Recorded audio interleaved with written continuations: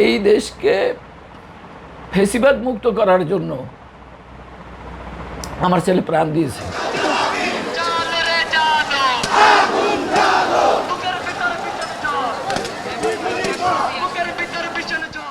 4 August Mirpur 10 নম্বর। ছাত্র জনতার গণ আন্দোলনে উত্তাল ওই সময়ে পুলিশের গুলিতে শহীদ হন শাহরিয়ার হাসান আলভী। সেই থেকে এখনও দিন শেষে সন্ধ্যা নামলে আলভীর ঘরে ফেরার অপেক্ষায় দরজার দিকে তাকিয়ে থাকেন মা সালমা বেগম। আর আজও ঘরের কোণে ছেলেকে খোঁজেন বাবা আবুল হাসান। তাকে যখন যা কিছু বলতাম, জি আব্বু, হয় আব্বু, আর হবে না, আর করব না। কালের কণ্ঠের কাছে নিজের অভিব্যক্তি জানাতে গিয়ে আলভীর মা জানান, জীবনে অনেক বড় মানুষ হতে চেয়েছিল তার ছেলে। কান্না বিজড়িত কণ্ঠে তিনি বলেন, আলভী ঠিকই বড় হয়েছে, কিন্তু জীবন দিয়ে তাকে সেই বড় হওয়ার স্বপ্ন পূরণ করতে হয়েছে। ও খুবই ঠান্ডা স্বভাবের বাচ্চা। ও আমার বাচ্চা বলে না, ও ঘরের ভিতরে একটা ছেলে না, ওটা ছিল আমার মেয়ে।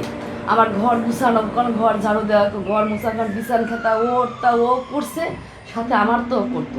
মানে ওর ভিতরে একটা অন্যরকম একটা বলতাম যাবো আমার কাছে ভালো লাগতেছে না, ওই নিজে করছে ঠিক আছে আম্মু তুমি কিছু করা লাগবে না, আমি রান্না করি। আমাকে পুরো মানুষ মানে আমাকে দেখবে ইনশাল্লাহ তুমি, আমি বড় কিছু হবো।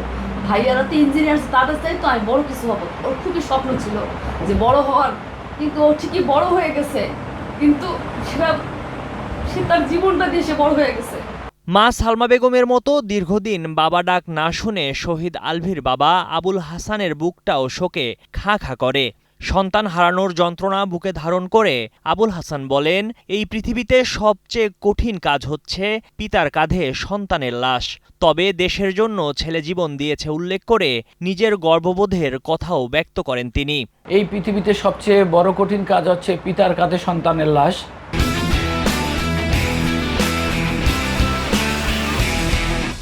আমি আমার সন্তানকে নিজে দাফন করেছি, তো এটা আসলে অনেক একটা দুর্ভাগ্যের ব্যাপার। বাবা হয়ে এটা আসলে সহ্য করা, আল্লাহ আমাদেরকে ধৈর্য দিয়েছে বিধায় মনে করেন এখনও ধৈর্য ধারণ করে আছি। তবে আমার ছেলে শহীদ হয়েছে, আমি একটা কথাই বলতে পারি গর্বের সাথে, যে আমার ছেলে দেশের জন্য প্রাণ দিয়েছে এবং এই দেশকে ফেসিবাদ মুক্ত করার জন্য আমার ছেলে প্রাণ দিয়েছে। এটা হচ্ছে আমাদের সবচেয়ে একটা গর্বের বিষয়। প্রতি মুহূর্তে ছেলের কথা মনে পড়ে বাবার। আগে শত ব্যস্ততার মধ্যেও ছেলের খোঁজ নিতেন। বাসায় ঢুকে প্রথমেই ছেলের রুমে যেতেন। এখন ওই রুমটা ফাঁকা, ফাঁকা হয়ে আছে বাবার বুকটাও। শহীদ পরিবার হিসেবে নানা অপ্রাপ্তির কথাও প্রকাশ করেছেন আলভীর বাবা মা। বর্তমান সরকারের ওপর ক্ষোভও প্রকাশ করেছেন তারা। এই সরকার যদি আমাদের সরকার হয়, তাহলে এই সরকারের সর্বপ্রথম কাজ ছিল এই শহীদদের বিচারকে দ্রুত করা এবং এই বিচারের ঊর্ধ্বগতি কোনো কিছু দেখানো। কিন্তু এখনো পর্যন্ত 1 বছর অতিবাহিত হয়ে গেল।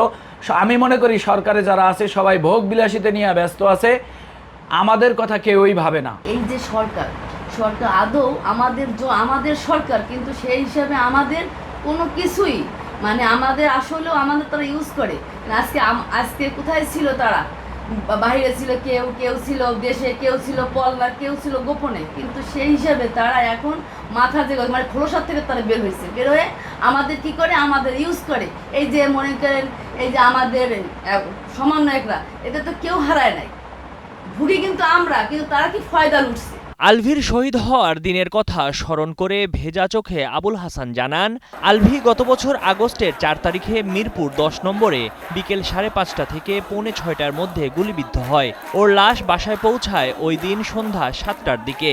এর আগে বিকেল 4:30টার দিকে বাসায় আলভীকে পাননি তার বাবা।